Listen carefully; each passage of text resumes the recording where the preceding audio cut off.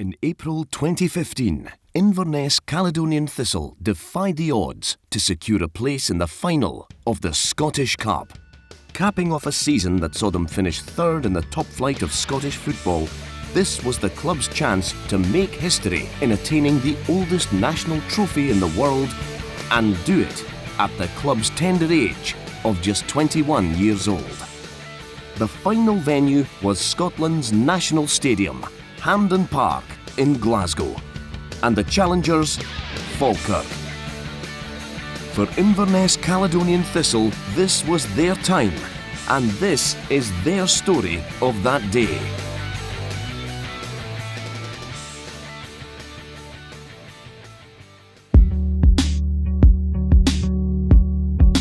Inverness's journey to the final didn't advance without controversy.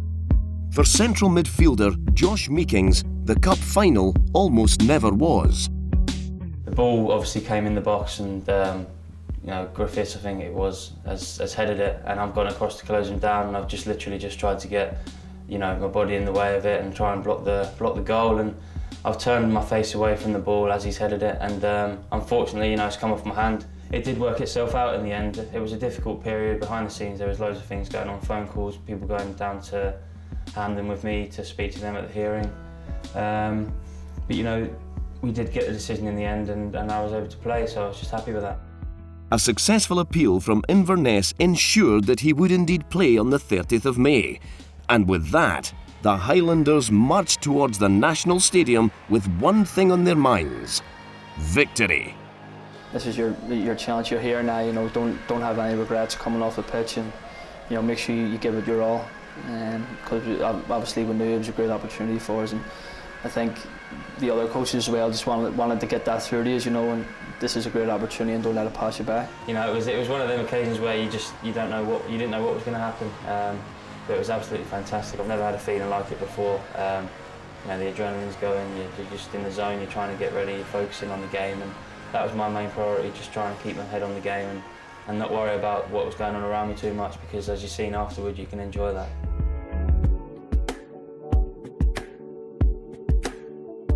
John Hughes's men were the favourites and didn't disappoint. Early openings and a driving mindset worked well for the Highlanders. I had a very good first half. A lot of possession, a few chances, and we were getting through the lanes. We were getting over the top, but we're really, putting on the pressure. Really, just got to go out there and express ourselves, and if we play to our ability, then we've definitely got enough in the team to be capable of winning it. And but all of us individually do our job, then we'll win the game because we have enough quality. A strong first-half team performance from Inverness would prove worthwhile and ultimately lead to a turning point in the match. I think you could tell first 10 minutes every player in that part was nervous to kind of just put their foot on the ball and relax. So to get the kind of first goal was definitely give everybody just the chance to get that second breath and try and relax and try and get into our passing game, which I think it did coming towards the end of the first half. When Marley scored, I think it was just relief. It's a cup final, anything can happen. It doesn't matter who you're playing. And I think once he scored that goal, it was just a bit of relief. But when he scored, I think it was then, don't let it slip. We've got the goal, make sure we stay switched on, and do everything we can to push for another one, but also keep it tight at the back. 45 minutes down, 45 to go. 1-0 up, and the Highlanders were on the home straight. All they had to do was keep their cool.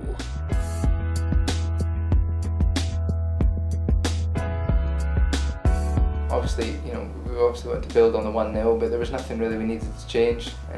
Just to make sure we came out in the second half and didn't kind of slip up, didn't let them back in the game. Keep it going. Long story short, do what we're doing. We don't really, it works out like this, but we don't really like to sit back, defend. We kind of keep going and try and get your second.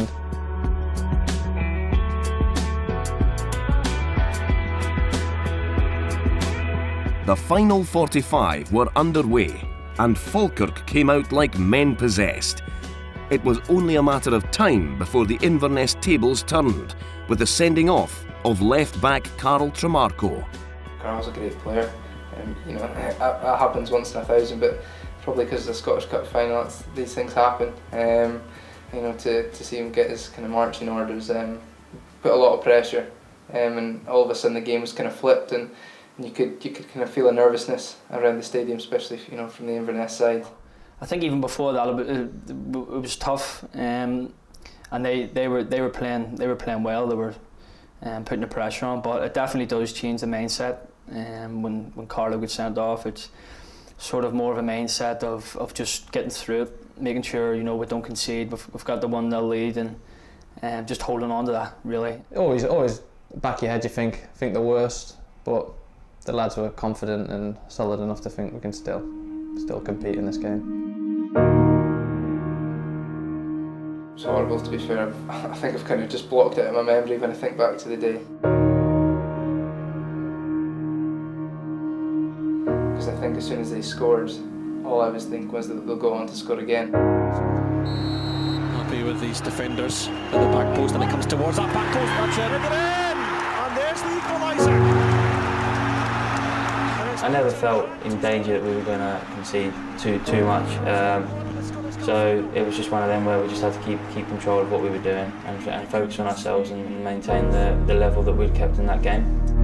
Try as Inverness may, Falkirk dominated the second half, and many believed the Highlanders had thrown away their chances of lifting the trophy. It's tough, and you know, I'm not going to lie, when they scored, I thought to myself, this isn't going to be our day. But you know, it only lasts a couple of seconds because you have to get up and you've still got another half an hour of the game left, so you've just got to get focused again. The 14,000 strong Inverness crowd rallied behind their men, and finally, in the 86th minute, their dreams came true.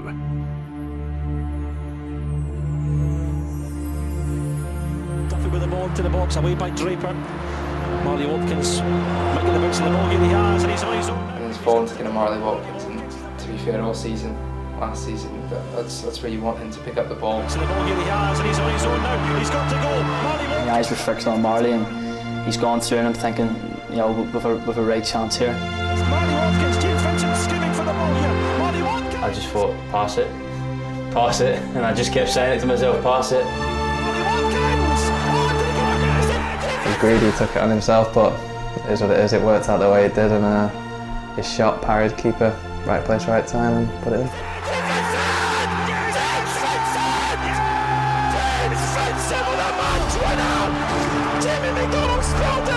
James Vincent on the rebound, and Kelly Thistle are 2-1 up.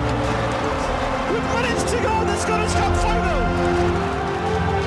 Big Drapes were standing beside me, and we just turned to each other and just hugged each other. Fell on the floor, had a scream. Just shows the kind of determination he had to get on the end of that ball, and obviously when that goal's gone in, it was just absolute scenes after that. Saturday, May the 30th, 2015, is a date that will stay within the hearts and souls of those who believed for eternity. I think 5-10 years time when my career's done, that'll be when it steps in and I'll realise how big it was. You know, I'm absolutely privileged to be involved with something like that, and it was so special the whole day, and I'm absolutely delighted that we managed to do it, and it's something that will live with me forever. A city brought together firstly by hope and ultimately by the pride that flowed through Highland veins. You could kind of see and you could feel how much they were almost proud of us, and it feels good when you've brought something back to a city. For the players and backroom staff, it would be a moment that defined careers and made them heroes in the history of Scottish football.